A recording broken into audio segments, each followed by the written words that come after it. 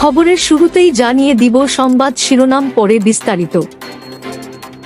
ইসরায়েলের সঙ্গে বাণিজ্য ও আকাশসীমা বন্ধ করল তুরস্ক।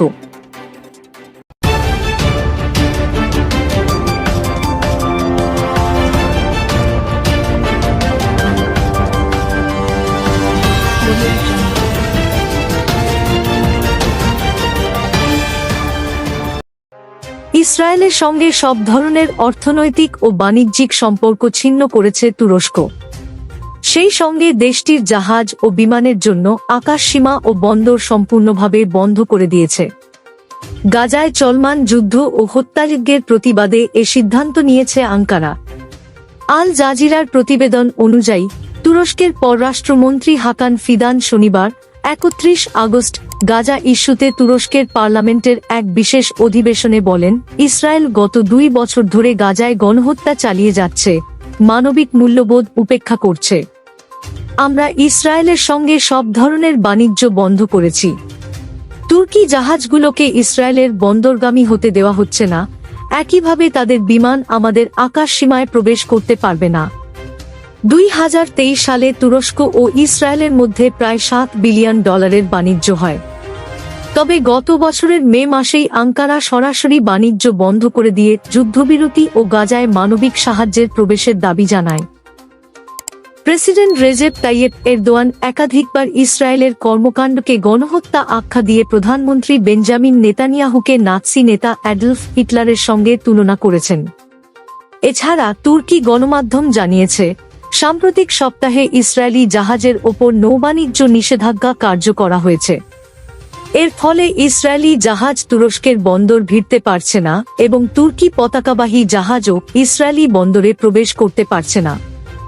২০১০ সালে গাজামুখী মানবিক সহায়তা বহনকারী জাহাজে ইসরায়েলি সেনাদের হামলায় ১০ জন তুর্কি নাগরিক নিহত হওয়ার পর থেকেই দুই দেশের সম্পর্ক টানাপোড়েনের মধ্যে পড়ে। সর্বশেষ গত বছর দখলকৃত পশ্চিম তীরে এক বিক্ষোভে অংশ নেওয়া তুর্কি আমেরিকান কর্মী আইশেনুর এজগি আইগিকে গুলি করে হত্যা করে ইসরায়েলি বাহিনী, যা পরিস্থিতি আরও জটিল করে তোলে। এদিকে ইসরায়েলের সঙ্গে ব্যবসায়িক সম্পর্কের প্রতিবাদে প্রতিষ্ঠানের ভেতরে ও বাইরে বিক্ষোভে অংশ নেওয়ার অভিযোগে যুক্তরাষ্ট্রভিত্তিক প্রযুক্তি প্রতিষ্ঠান মাইক্রোসফট ৪ কর্মীকে চাকরিচ্যুত করেছে। নো অ্যাজিউর ফর অ্যাপারথেইড নামের একটি প্রতিবাদী গোষ্ঠীর দাবি, ফোনের ভয়েসমেইলের মাধ্যমে অ্যানা হ্যাটল ও রিকি ফামেলিকে জানানো হয় যে তাদের চাকরি চলে গেছে। সংগঠনটি জানায়, একই কারণে আরও ২ কর্মী, নিসরিন জারাদাত ও জুলিয়াস শ্যানকেও বরখাস্ত করা হয়েছে। তারা সম্প্রতি মাইক্রোসফটের প্রধান কার্যালয়ে প্রতিবাদী তাঁবু স্থাপনকারীদের মধ্যে ছিলেন। চলতি সপ্তাহে হ্যাটল ও ফামেলি ৭ জন বিক্ষোভকারীর সঙ্গে কোম্পানির প্রেসিডেন্ট ব্র্যাড স্মিথের অফিসে অবস্থান ধর্মঘট করেন। এ ঘটনায় পুলিশ তাদের গ্রেপ্তার করে। ওই ৭ জনের মধ্যে ৫ জন মাইক্রোসফটের সাবেক কর্মী ও বহিরাগত ছিলেন। মাইক্রোসফট এক বিবৃতিতে জানায়, কোম্পানির নীতিমালার গুরুতর লঙ্ঘনের কারণে এই সিদ্ধান্ত নেওয়া হয়েছে। সাম্প্রতিক অন-সাইট বিক্ষোভে গুরুতর নিরাপত্তা ঝুঁকি তৈরি হয়েছিল।